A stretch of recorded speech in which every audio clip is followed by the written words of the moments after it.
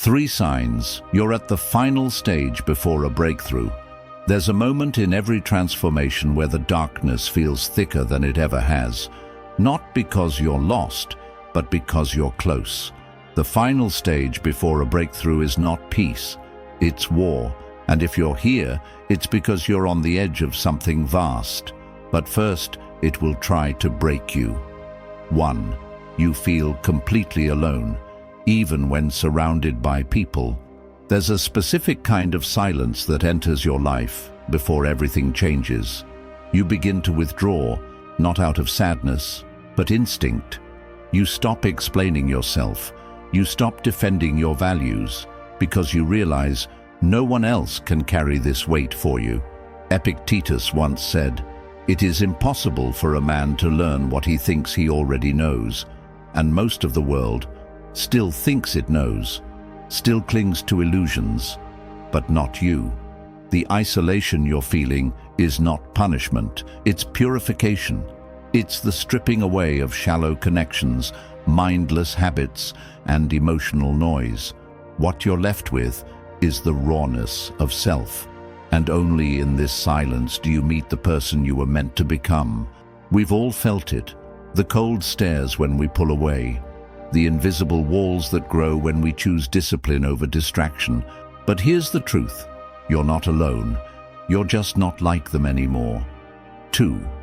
You're haunted by the urge to quit what no longer serves you. There comes a moment when you can no longer fake it.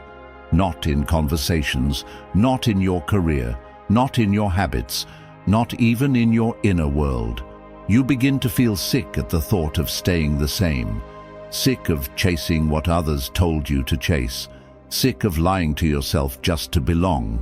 Seneca warned, "As long as you live, keep learning how to live." That means shedding what once felt safe, but now feels suffocating. The pain you're feeling is not confusion, it's clarity. You're not lost, you're shedding your skin, but the world won't understand this process. They'll tell you you're being reckless. They'll say, "You've changed." Good. That means it's working.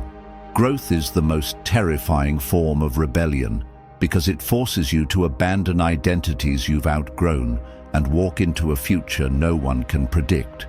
But here's what we forget. A cage is still a cage, even if it's comfortable, and if you're starting to claw at the walls, it means your spirit is still alive. 3. Destructive emotions begin to lose their power over you. The final sign is subtle, but it is the most powerful. You no longer react the way you used to. Anger visits you, but doesn't stay. Fear knocks, but finds the door locked. Sadness rises, but you watch it pass like clouds over a silent mountain. Marcus Aurelius wrote, "You have power over your mind, not outside events. Realize this, and you will find strength." And that is what you're finding. You begin to see the storm from above. You begin to understand that pain is not the enemy, it's the training. We have all been prisoners of our emotions, lashing out, shutting down, drowning in what we couldn't control. But now you're becoming dangerous, because stillness is terrifying to those who've never met it. Because a man who doesn't beg for validation can never be controlled. You may not see it yet, but something is shifting. The chaos you feel is the breaking of the old world inside you. It's the resistance before the birth, the noise before the silence, the fire before the light. So if you're exhausted, if you feel the weight of walking alone, if you've started saying no without guilt, and if your inner storms are growing quiet, then hear me clearly. You are not at the end. You are at the threshold. Don't turn back. Not now. Not when you've come this far.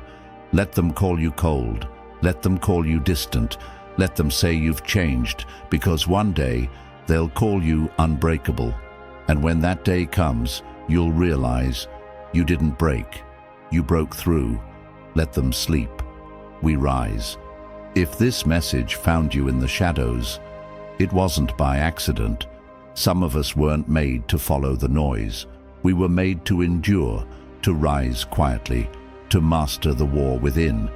If you feel that fire burning deeper than before, subscribe, because here we don't chase motivation, we forge discipline, and when the world sleeps, we train.